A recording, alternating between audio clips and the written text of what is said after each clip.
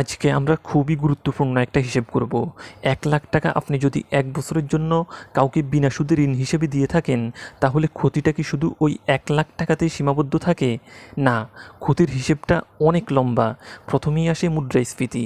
আজ যে টাকার যে মূল্য, 1 বছর পরে সেই একই টাকার সেই মূল্য থাকে না। বাংলাদেশের মুদ্রাস্ফীতি 6%। তাহলে শুধু এই এক কারণেই আপনার 1 বছরের ক্ষতি প্রায় 6,000 টাকা। এরপর ভাবুন, এই টাকাটা যদি আপনার হাতে থাকতো, তাহলে আপনি সেটা কোনো ব্যবসা, পুঁজি বা অন্য যে কোনো কাজে লাগাতে পারতেন।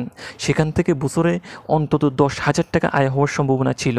মানে ঋণ হিসেবে টাকাটা দেওয়ার কারণে ওই সুযোগটাও গেল।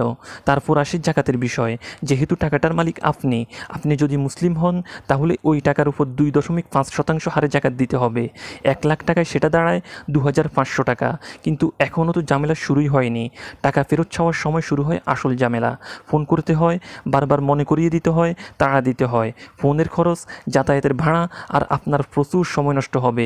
এই খাতে আরও 3,000 টাকা ধরে রাখুন। কিন্তু তাকে বারবার তাড়া দেওয়ার পরেও যখন সে টাকাটা দিল না, তখন আপনাকে তার ব্যাপারে আরও কঠোর হতে হবে। আর কঠোর হলে কি হবে? তার সাথে সম্পর্কটা নষ্ট হয়ে যাবে। আর সম্পর্কের মূল্য তো টাকা দিয়ে হিসেব করা যায় না।